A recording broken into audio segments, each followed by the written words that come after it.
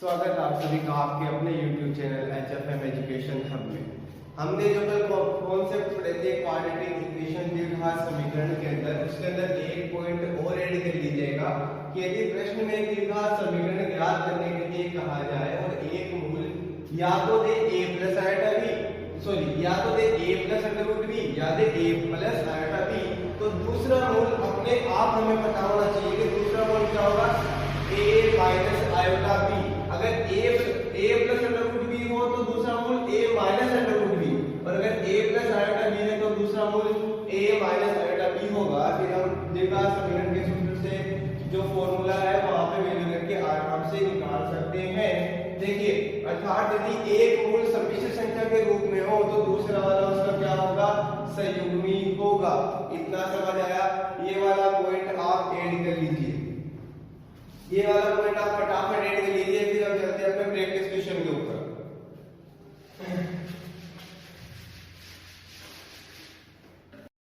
तो चलिए अब स्टार्ट करते हैं हम अपना practice question. Question number first है अपने पास द्विघात समीकरण। द्विघात समीकरण हमें दिया है 6x square plus 7x minus का 10 इज इक्वल टू 0 का विवेचक क्या होगा। ध्यान रहे, विवेचक बोल दो, विविक्तर बोल दो, बात एक ही है। a है 289 माइनस का 191, ऑप्शन नंबर सी है 189, ऑप्शन नंबर डी है नन ऑफ अबव। तो देखिए, विवेचक या विविक्तर निकालने के लिए जो फॉर्मूला है वो क्या है, b square minus 4ac। b की value equation ax square plus bx plus c के रूप में है। a बराबर कितना है 6, b बराबर 7 और c बराबर माइनस का 10।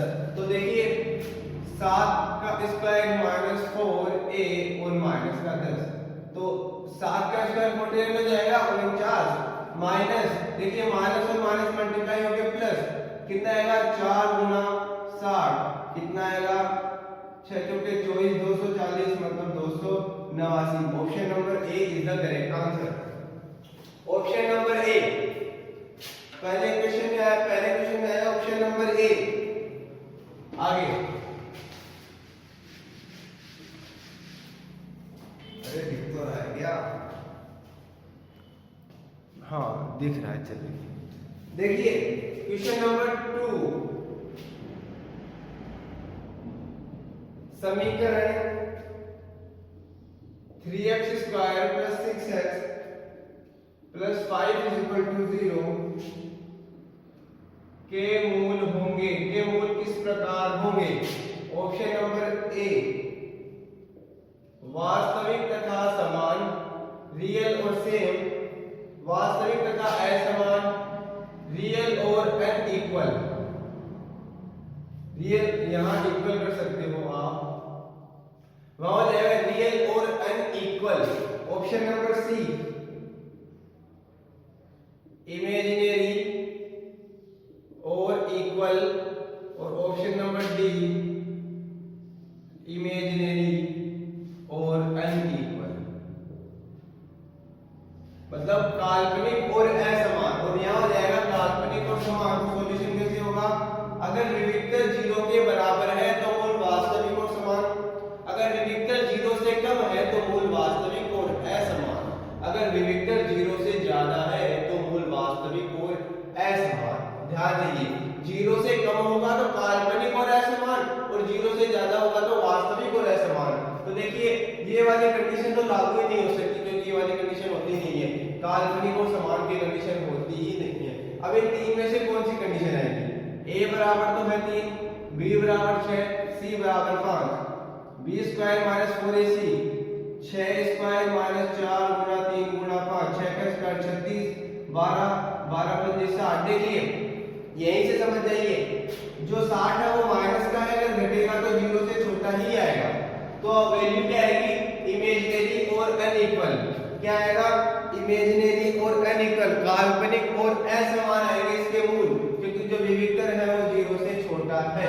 इतना समझ आया? इतना समझ आया होगा।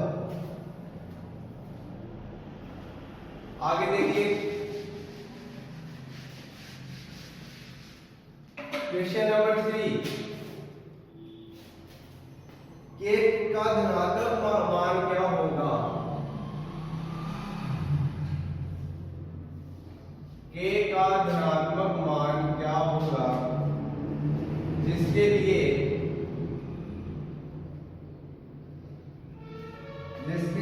x square plus kx plus 4 is equal to 0 के मूल समान हो। के मूल समान हो। Option number A 4, option number B 16, option number C 8, option number D none of above. अब देखिए आपको इसमें वास्तविक तथा काल्पनिक वाली कंडीशन नहीं दी, लेकिन एक कंडीशन दी कि मूल क्या है, समान है, इक्वल है। और मूल समान होने की केवल एक ही कंडीशन है, वास्तविक और समान की।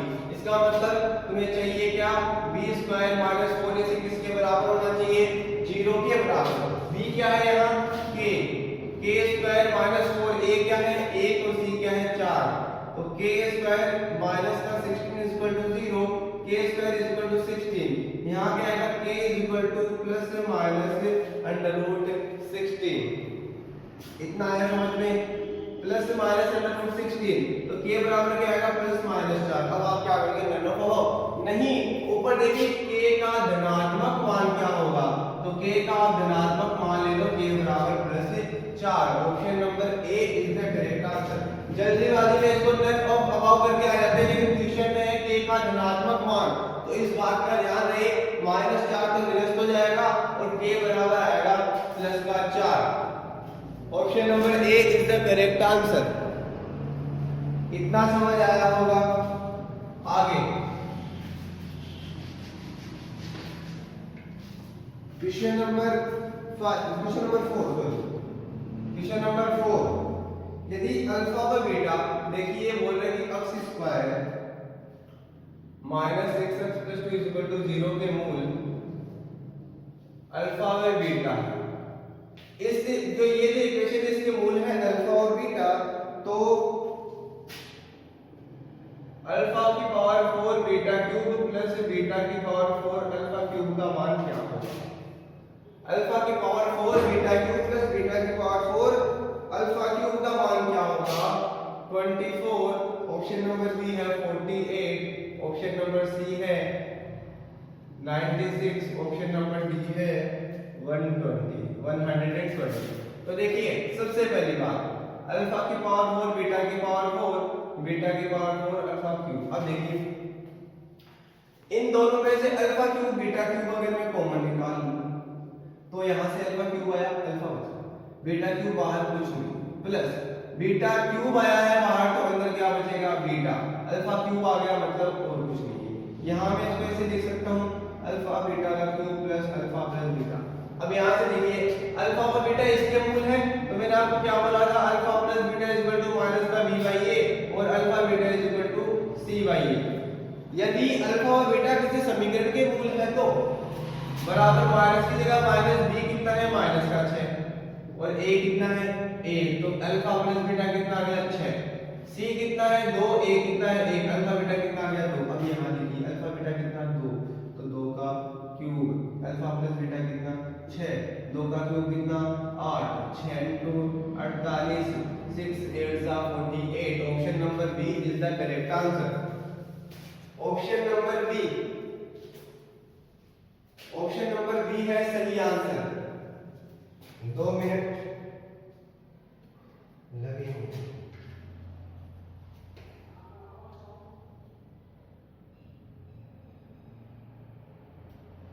आगे देखिए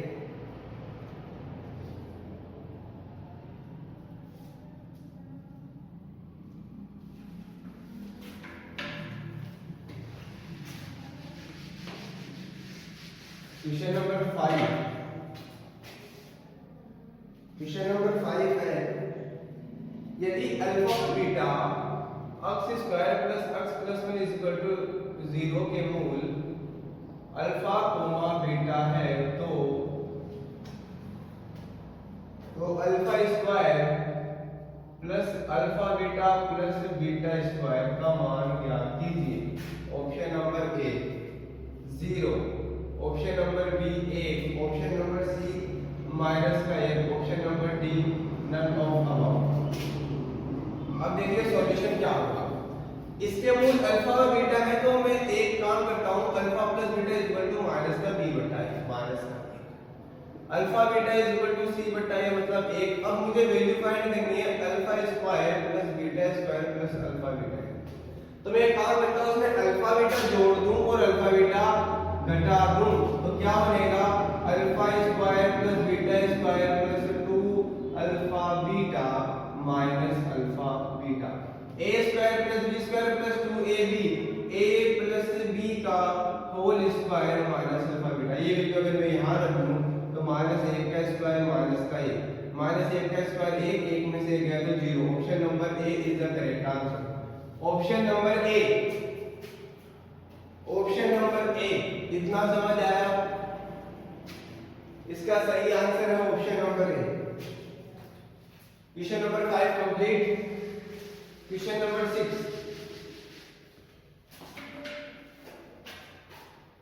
क्वेश्चन नंबर 6 है वह द्विघात समीकरण क्या होगा? द्विघात समीकरण क्या होगा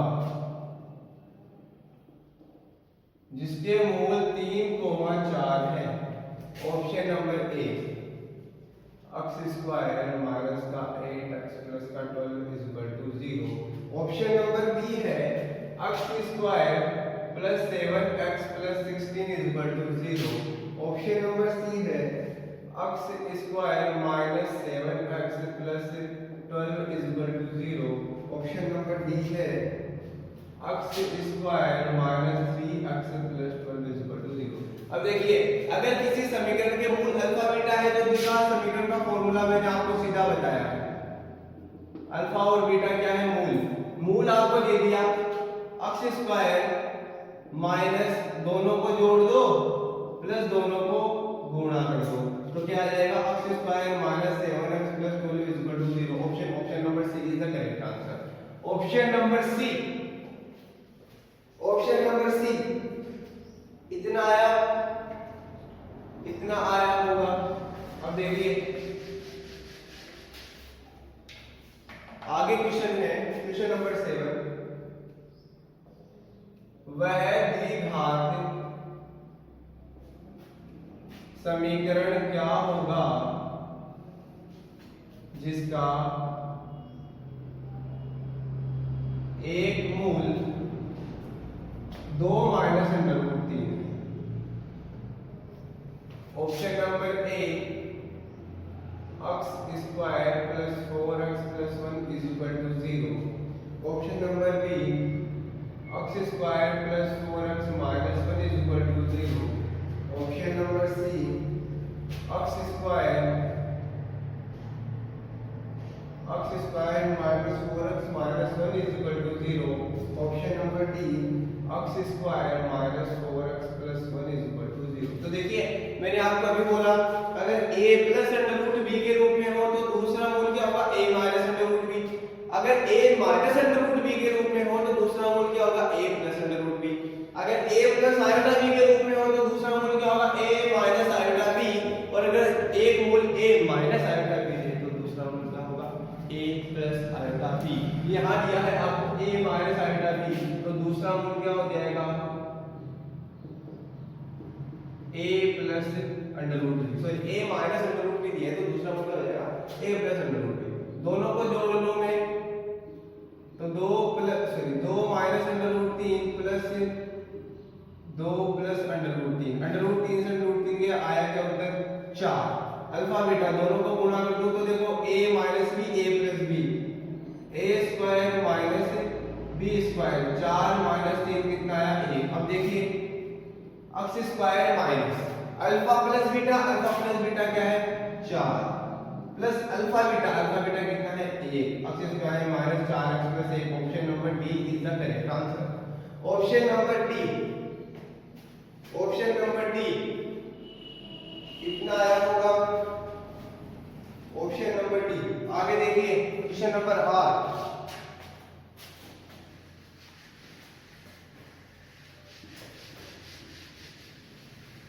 क्वेश्चन नंबर 8।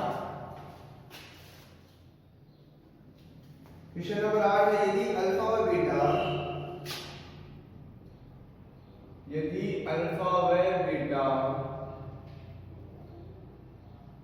द्विघात समीकरण 2x square minus 3x minus 5 is equal to 0 के रूट्स है या मूल है, तो वह समीकरण ज्ञात कीजिए जिसके मूल alpha square by beta square है। Option number B 4x square minus 29x plus 25 is equal to 0। Option number B है 4x square plus 29x plus 25 is equal to 0। Option number C है 4x square plus 29x minus 25 is equal to 0। Option number D है 4x square minus 29x minus 25 is equal to 0। अब पहली बात, अगर मुझे ऐसा समीकरण निकालना है जिसके मूल अल्फा स्क्वायर और बीटा स्क्वायर का इक्वेशन क्या बनेगा, वो कुछ ऐसा बनेगा कि नहीं। और इसको मैं लिख सकता हूं अल्फा स्क्वायर बीटा स्क्वायर को अल्फा बीटा का होल स्क्वायर, इतना लिख सकता हूं। अब देखिए अल्फा बीटा इस इक्वेशन के मूल है, तो इस इक्वेशन से अल्फा प्लस बीटा क्या आएगा, माइनस का b बटा a, माइनस b की वैल्यू माइनस का 2, a की वैल्यू सॉरी b की वैल्यू माइनस का 3 और a की वैल्यू 2। तो देखिए alpha plus beta equal to क्या हो जाएगा 3/2, इतना आया। अभी इसको केवल यहीं तक छोड़ता हूं। अब देखिए अल्फा बीटा अगर निकालो तो मेरे पास आएगा c बटा a या c/a। c कितना है माइनस का 5 और a कितना है 2, इतना आया। अल्फा बीटा अगर मैं इस इक्वेशन का दोनों पक्षों में वर्ग करूं तो यहाँ क्या आएगा, अल्फा बीटा का होल स्क्वायर बराबर 25/4, इतना समझ आया होगा। अब मुझे वैल्यू निकालनी है alpha square plus beta square की, तो जब मैं इन दोनों पक्षों में जब वर्ग करूंगा इधर, तो इधर क्या आएगा अल्फा प्लस बीटा का होल स्क्वायर बराबर 9/4, इतना समझ आया। a प्लस b का होल स्क्वायर, पहली संख्या का स्क्वायर दूसरी का स्क्वायर, दोनों का 2 गुना बराबर 9/4। अब देखिए 2 alpha beta, alpha square plus beta square plus 2 multiply alpha beta की वैल्यू कितनी है, माइनस का 5/2 इज इक्वल टू 9/4। 2 से 2 गया, alpha square plus beta square, ये 5 किसका आएगा, माइनस का उधर जाते ही प्लस का 9/4 प्लस का 5, दोनों को सिंप्लीफाई कर लो लघुत्तम लेके, 4 क्या आएगा 9 प्लस 20 कितना आएगा 29/4। ये वैल्यू यहाँ रख दो। x square minus 29/4 x plus alpha beta का स्क्वायर कितना है 25/4 बराबर 0। सभी में जब लघुत्तम लूंगा 4 तो क्या आएगा इधर 4x square minus 29x plus का 25 बराबर 0। ये भाग में उधर जाते हैं गुणा में और क्या हो जाएगा 0। इक्वेशन आया 4x स्क्वायर माइनस का 29x plus 25। Option number A is the correct answer. Option number A, option number A, इतना समझ आया। Option number A. आगे देखिए क्वेश्चन नंबर 9।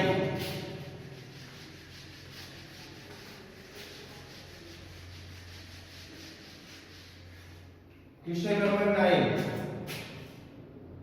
क्वेश्चन नंबर 9 है समीकरण a minus B x square plus B minus C x plus C minus A बराबर 0 के मूल कौन से हैं। Option number A, option number A है 1 comma B minus C upon A minus B. Option number B a comma B minus C upon sorry a minus B upon B minus C. Option number C a comma c minus a upon a minus b। Option number D है a comma a minus b upon c minus a। अब देखिए मैंने आपको पहले भी बताया था, अगर कोई equation ax square plus bx plus c के रूप में हो और a plus b plus c बराबर 0, इन तीनों का योग करने पर 0 आए तो एक मूल तो होता है एक और एक होता है c बाई a। लिखवाया हुआ है इंपोर्टेंट पॉइंट की तरह, आप देख सकते हो अगर आपने कॉन्सेप्ट लिखे हैं तो। आगे देखिए एक तो सभी में है तो इससे तो पता नहीं लगेगा, c बाई a, c क्या है यहाँ c माइनस a और a क्या है यहाँ a माइनस b, तो c minus a upon a minus b। Option number C is the correct answer. Option number C, option number C is the correct answer. इतना आया समझ में, इतना आया होगा। आगे देखिए क्वेश्चन नंबर 10।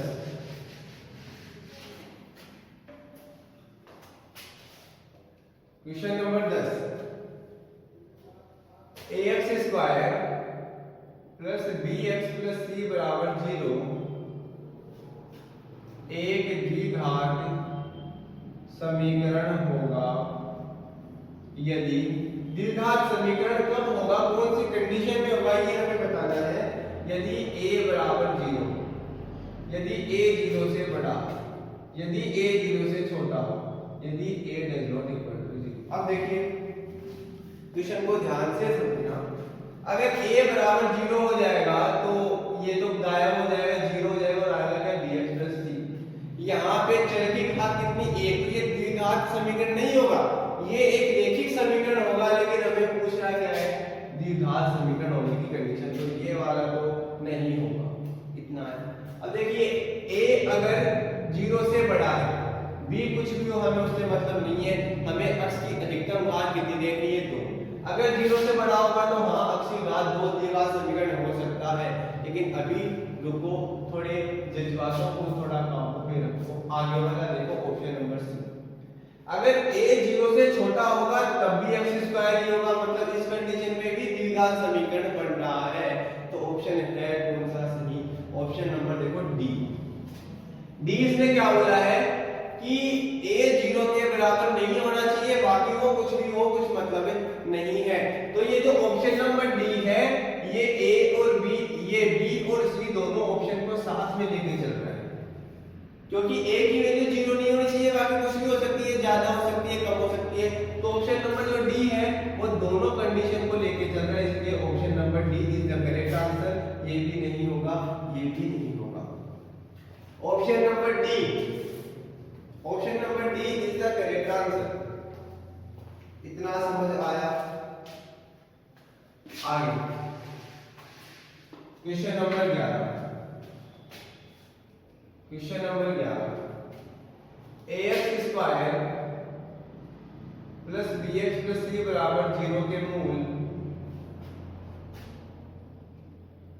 एक दूसरे के व्युत्क्रम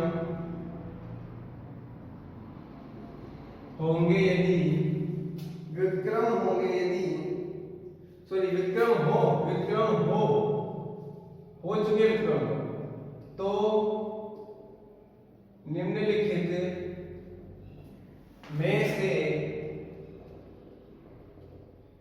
कौन या कौन सा या कौन सत्य होगा, कौन सा रिलेशन है वो सत्य है अगर मूल एक दूसरे के व्युत्क्रम है तो। देखिए ऑप्शन नंबर ए बी बराबर सी, ऑप्शन नंबर बी है ए बराबर बी, ऑप्शन नंबर सी है ए बराबर सी, ऑप्शन नंबर डी है नन ऑफ अबव। ये क्वेश्चन आपको एलटीए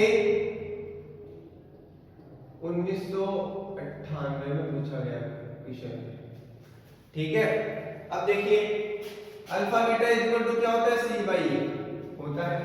अगर मूल एक दूसरे के व्युत्क्रम, मतलब अगर एक मूल 2 है तो दूसरा 1/2 है, हाँ है ना। अगर ये अल्फा है तो ये 1 अपॉन अल्फा है, व्युत्क्रम हो गया ना, इससे कट गया 1 बराबर सी बाई ए, इसको पक्षांतर कराऊंगा तो सी बराबर A. Option number C is the correct answer. Option number C option number C is the correct answer. इतना आया समझ में? आगे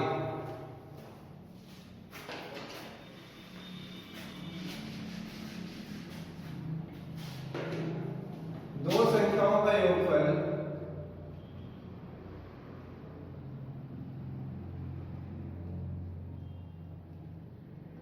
दो संख्याओं का योगफल 15 है।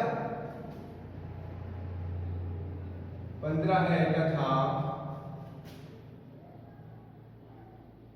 उनके व्युत्क्रमों का योग या उनके व्युत्क्रमों का योगफल 3/10 है, तो उनमें बड़ी संख्या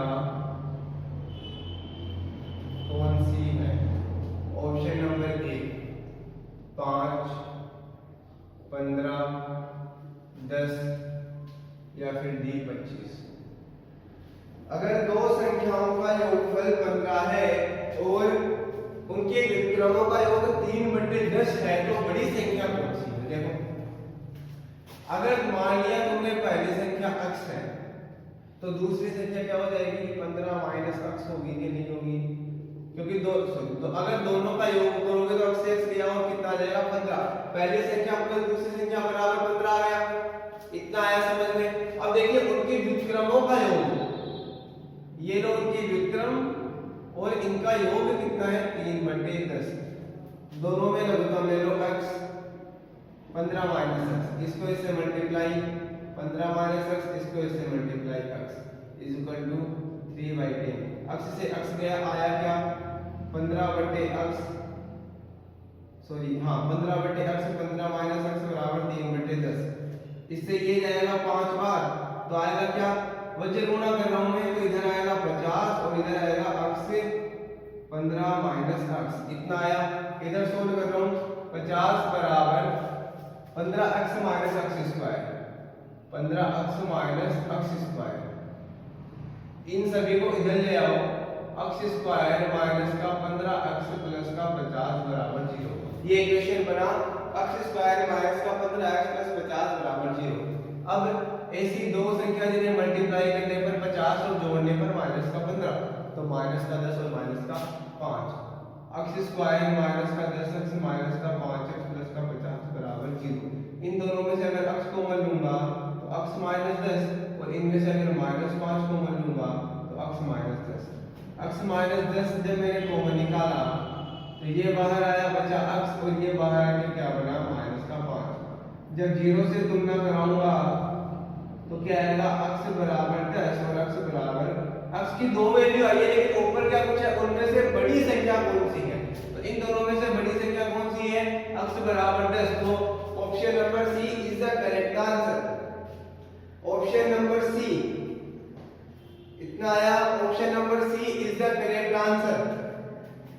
इतना आया होगा, ज्यादा कुछ नहीं है, केवल और केवल जो क्वेश्चन में सिचुएशन दे रखी है उस सिचुएशन हमें बनानी है, और जो क्वाड्रेटिक इक्वेशन बना है द्विघात समीकरण उसको सोल्व करना है, बस और कुछ नहीं है।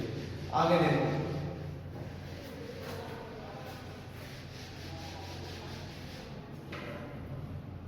आगे क्वेश्चन है क्वेश्चन नंबर 13। लैम्डा का वह मान ज्ञात कीजिए, लैम्डा का वह मान ज्ञात कीजिए जिसके लिए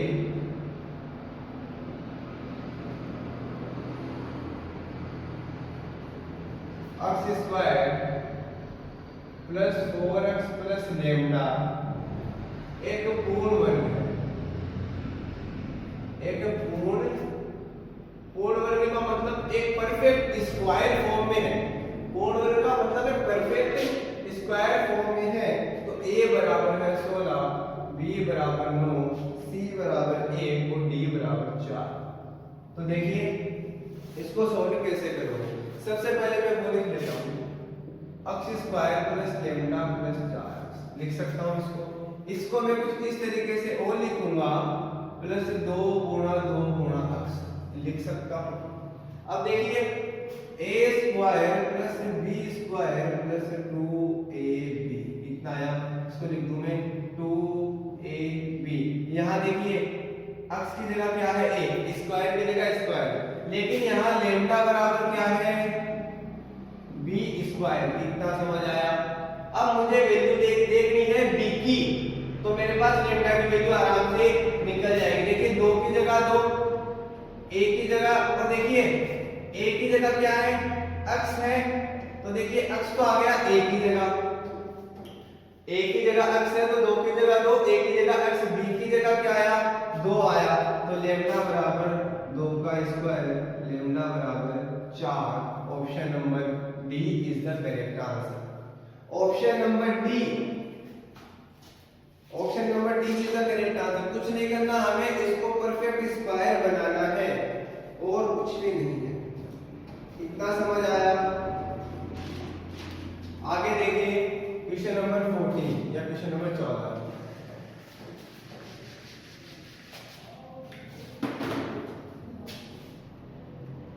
क्वेश्चन नंबर 14 है अपने पास, यदि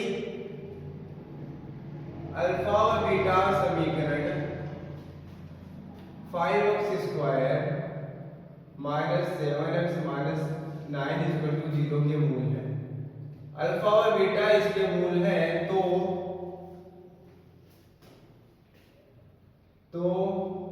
1/अल्फा प्लस 1/बीटा का मान क्या होगा।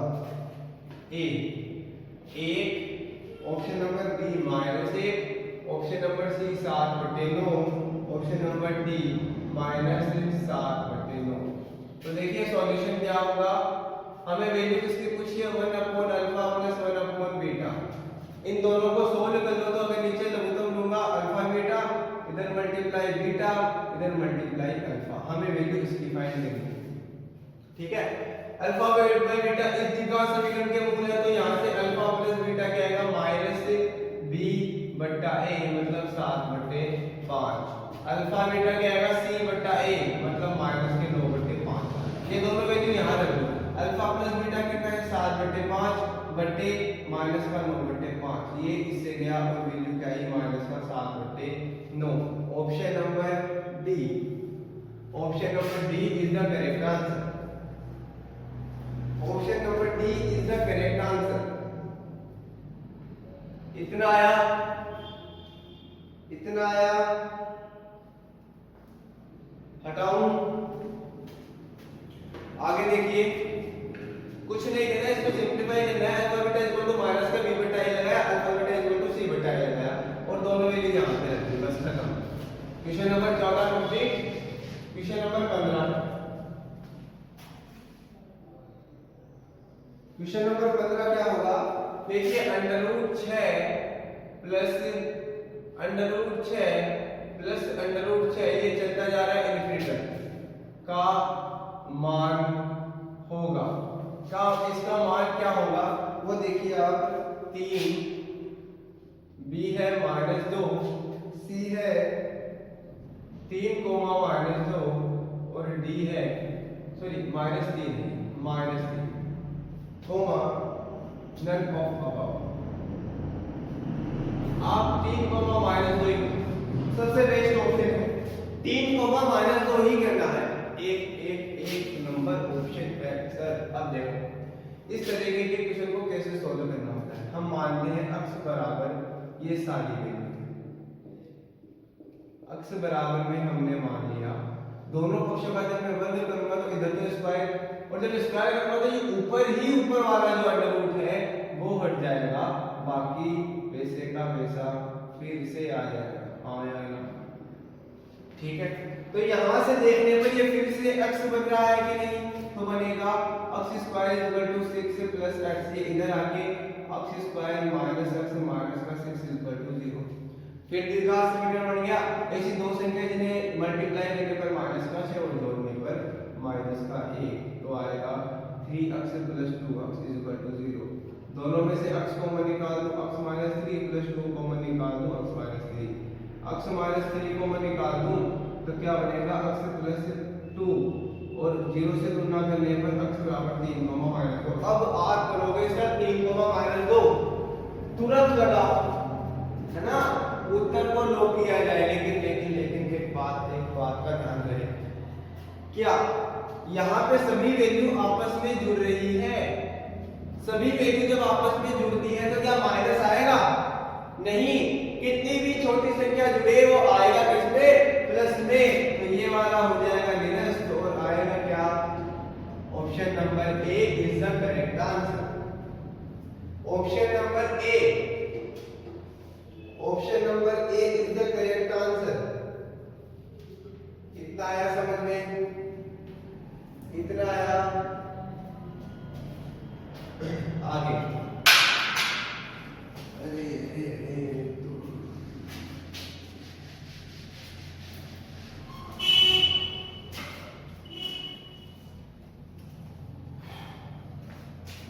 Question number 16, under root 6 minus under root 6 minus under root 6 infinity का मान क्या होगा? Option number A -3, option number B 2, option number C +3 -2, option number D none of above. तो देखिए सॉल्यूशन वही, अक्स के बराबर में मान लेंगे 6 minus under root 6 minus under root 6 डेज, दोनों पक्षों का फिर स्क्वायर कर दूं तो 6 minus under root 6 minus under root 6 minus under root 6 infinity. अब देखिए x square is equal to 6 minus x हुआ, क्योंकि ये पूरा फिर x हो गया ना, इधर आके x square plus x minus का 6 इज इक्वल टू 0। फिर उन्हीं संख्या में आएगा, लेकिन 3 आएगा प्लस का, 2 आएगा माइनस का। x कॉमन निकालूंगा तो x प्लस 3 माइनस का 2 कॉमन निकालूंगा तो x प्लस 3। यहाँ से x प्लस 3 अगर कॉमन निकालूंगा तो x माइनस का 2, 0 से तुलना करूंगा तो x बराबर माइनस का 3 और प्लस का 2। x बराबर माइनस का 3 और प्लस का 2। अब देखिए ध्यान से देखिएगा, अब उत्तर क्या होगा? यहाँ पे माइनस का 3 प्लस का 2, आपको तो ऑप्शन अपने आप। अब आप करोगे none of above, very good, none of above आप करोगे नन ऑफ अबव, लेकिन नहीं कुछ हालात थोड़े जज्बात थोड़े अलग है। देखिए यहाँ पे किसका साइन है? प्लस का, मतलब अंदर कितनी भी संख्या हो, कितनी भी घटे, वो आएगी किसकी? पॉजिटिव। हाँ या नहीं? क्योंकि देखिए अंडर रूट 6 फिर अंडर रूट 6 फिर अंडर रूट 6 फिर अंडर रूट 6, मतलब संख्याएं आपस में छोटी होती जा रही है, बहुत छोटी होती जा रही है। इतना समझ आया? इसका मतलब यहाँ जो वैल्यू आएगी वो पॉजिटिव आएगी, वो उत्तर क्या आएगा? प्लस के 2। Option number B is the correct answer. Option number B, कितना आया? Option number B is the correct answer. इतना समझ आया? अब देखिए ऑप्शन नंबर सी,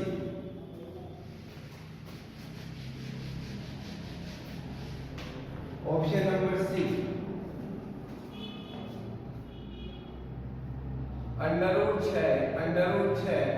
6 का मान होगा। अरे सर क्या इंडिकेशन में फंसा दोगे क्या?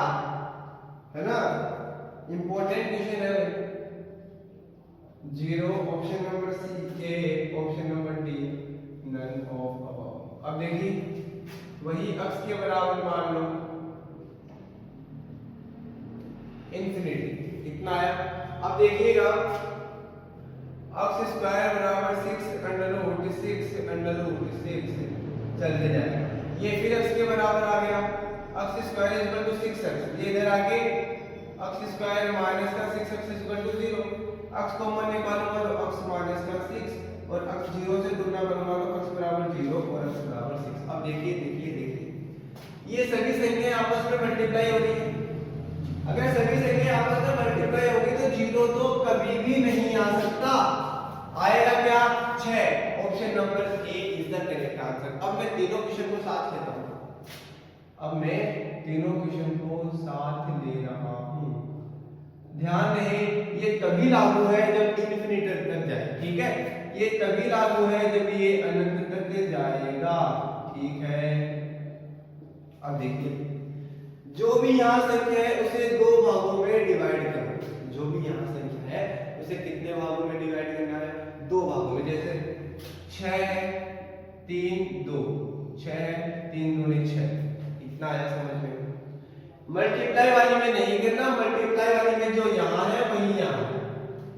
मल्टीप्लाई आएगा तो जो यहाँ संख्या होगी वही इसका आंसर होगा, ये ठीक।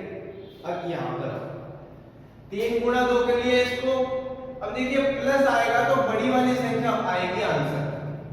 अगर प्लस आएगा तो आएगा बड़ी वाली संख्या, और अगर माइनस आएगा तो आएगा छोटी वाली संख्या। इस बात का ध्यान रखें, अगर प्लस आया तो बड़ी वाली संख्या और अगर माइनस आया तो छोटी वाली संख्या। अब आप आराम से देख सकते हो, कोई दिक्कत वाली बात नहीं होनी चाहिए। इतना आया। आगे क्वेश्चन नंबर 18। क्वेश्चन नंबर 18, यदि द्विघात समीकरण के मूलों का योग, यदि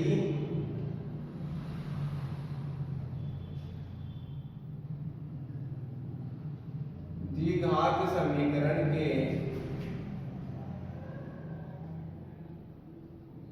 मूलों का योग -1, ठीक है, तथा उनके व्युत्क्रमों का योग, तथा उनके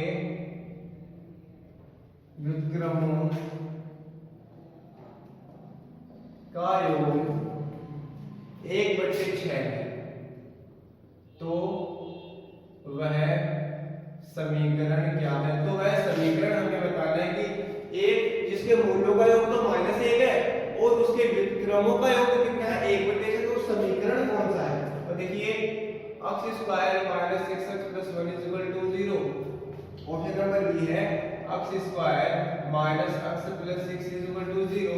ऑप्शन नंबर सी है x² + x - 6 = 0।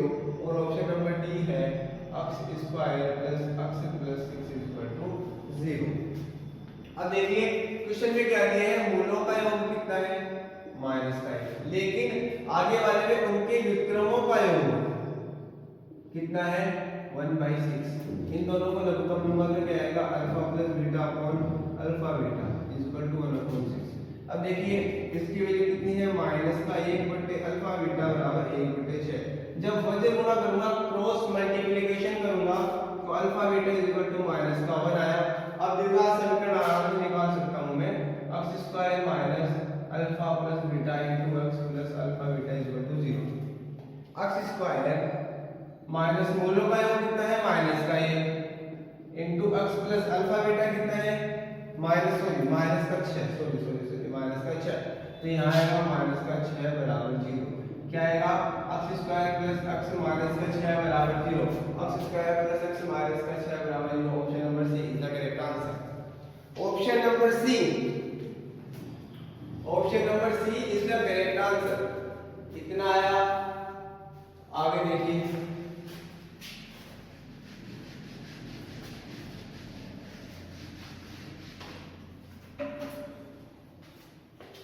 क्वेश्चन नंबर 19, यदि समीकरण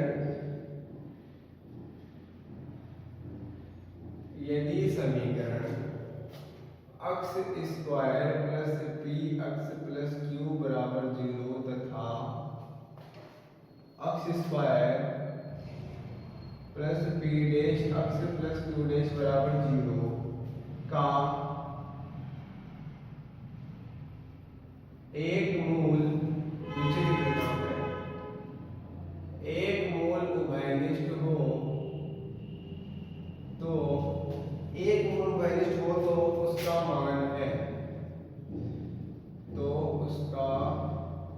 मान है, ऑप्शन नंबर ए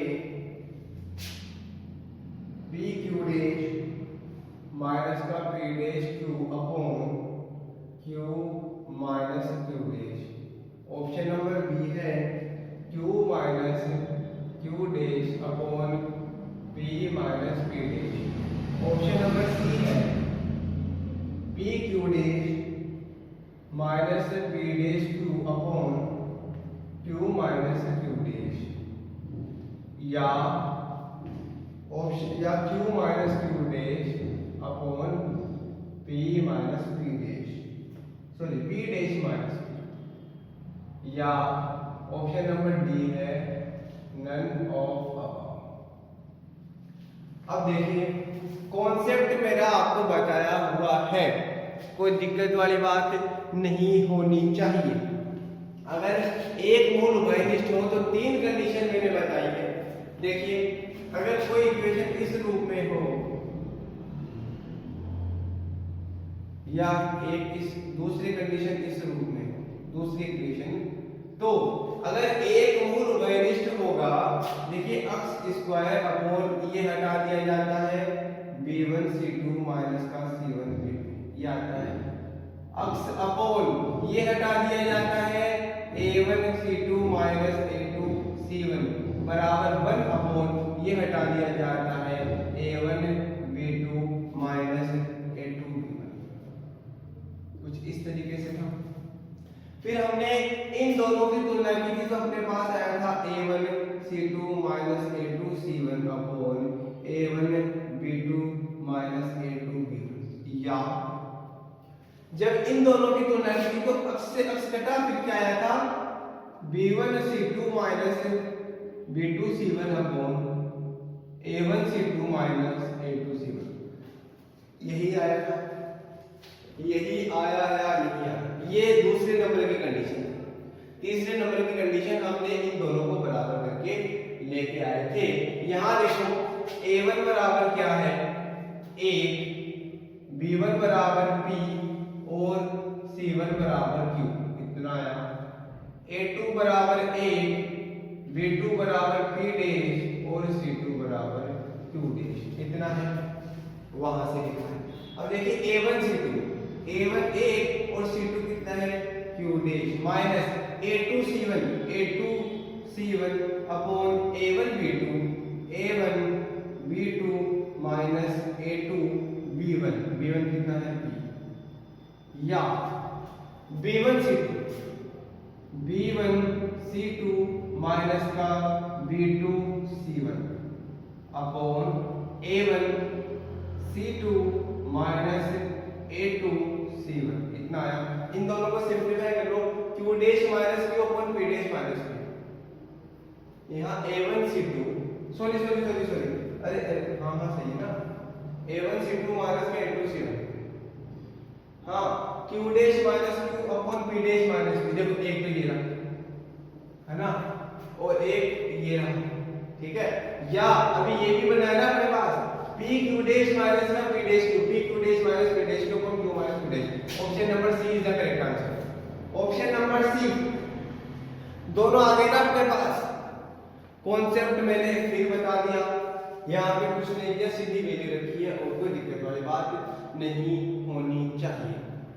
आपको अब ट्रिक देख लो, आपको ये वाली कंडीशन याद कैसे रखनी है। सीधी सबसे पहले इसको हटाओ, सबसे पहले इसको हटाओ, फिर इन दोनों को मल्टीप्लाई, इनको मल्टीप्लाई, इसके बट्टे में इसको हटा दो, इन दोनों को इन दोनों, इतना आया।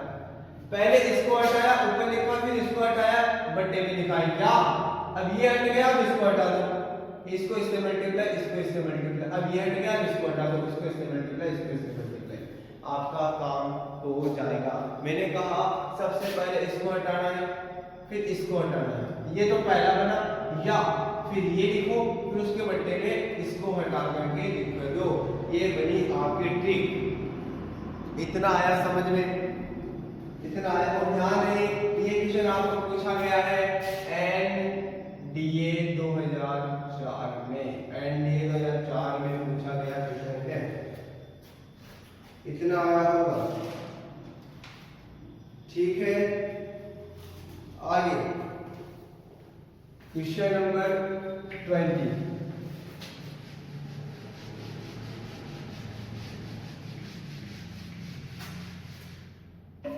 क्वेश्चन नंबर 20, क्वेश्चन नंबर 20 है वास्तविक गुणांकों वाले एक द्विघात समीकरण का एक मूल 2 माइनस 3 आयोटा है। वास्तविक गुणांकों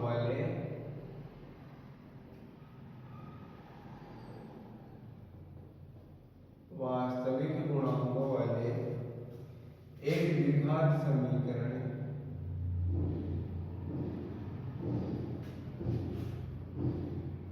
का एक मूल 1/2 - 3 3 आयोटा है तो निम्न कथनों में से कौन सा सही है?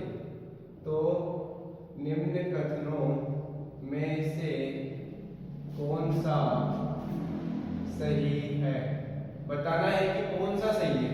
यह आपको पूछा गया है एनडीए 2006 में। एनडीए 2006 में आपको पूछा गया है, ऑप्शन नंबर ए है समीकरण का दूसरा मूल, समीकरण का दूसरा मूल 1/3 प्लस 2 आयोटा है। ऑप्शन नंबर बी समीकरण का कोई वास्तविक मूल नहीं है, समीकरण का कोई वास्तविक मूल नहीं है। ऑप्शन नंबर सी समीकरण कि वो जो समीकरण है उस समीकरण 13x² माइनस 4x + 1 बराबर 0 है। और ऑप्शन नंबर डी मूलों का योग 4 है, मूलों का योग 4 है। अब इनमें से कौन सा सही है? ध्यान रहे पूरे ऑप्शंस को चेक जरूर कर लेना। देखो अगर 1/2 + 3 आयोटा, मैंने क्या बोला था, अगर आपको एक मूल जेड दे दे तो दूसरा उसका क्या होता है संयुग्मी, और संयुग्मी के अंदर हम क्या करते हैं कि वास्तविक भाग तो वही है लेकिन काल्पनिक भाग के चिन्ह चेंज हो जाते हैं। तो इसका दूसरा मूल क्या हो जाएगा 1/2 + 3 आयोटा। ये वास्तविक तो है नहीं, ये तो काल्पनिक मूल है, तो ये वाला तो दूसरा मूल गलत हो गया। दूसरा मूल 3 + 2 आयोटा नहीं है, 2 + 3 आयोटा है। ठीक है, समीकरण का दूसरा मूल नहीं है, गलत है, ये कथन सही नहीं है। ठीक है, समीकरण का कोई वास्तविक मूल नहीं है। हाँ, समीकरण का कोई वास्तविक मूल नहीं है, सम्मिश्र संख्या के रूप में, मतलब ये वाला सही है।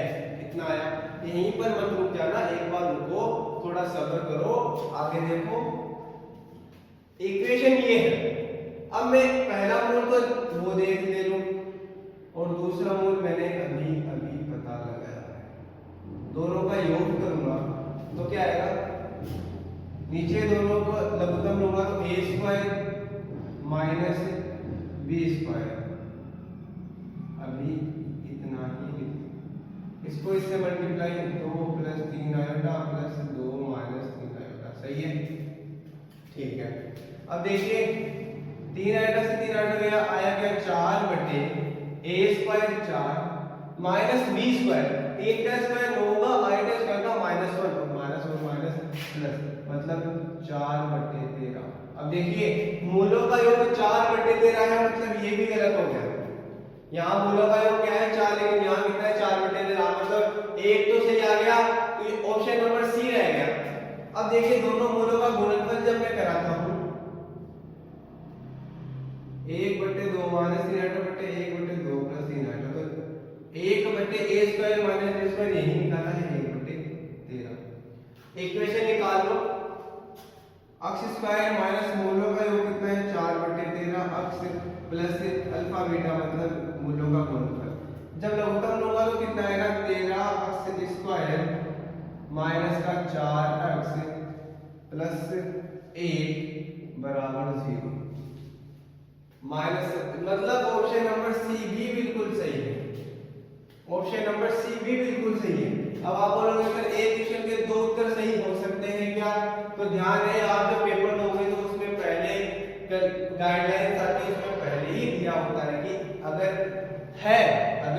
एक क्वेश्चन के 1 से ज्यादा उत्तर है तो ये गाइडलाइन में दिया होगा कि एक क्वेश्चन के 1 से अधिक उत्तर हो सकते हैं। और अब तो ऑनलाइन एग्जाम होने लगे तो उसमें एक तरीका और 2 तरीके हो जाते हैं। देखो option number A B C, उसके अंदर आप एक ऑप्शन टिक करते हो, ठीक है, फिर जब दूसरा ऑप्शन टिक करते हो तो इस पर से वो टिक हट जाता है, तो उस कंडीशन के अंदर तो एक ही उत्तर होगा, उस एग्जाम में एक क्वेश्चन का एक ही उत्तर होगा।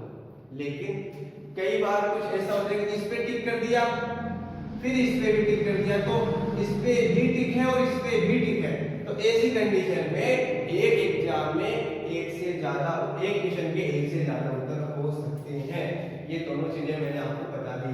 और अगर आपको पूरा अच्छे से देखना है तो आपको गाइडलाइन दी भी होगी, 5 मिनट लेंगे गाइडलाइन को पढ़ने के।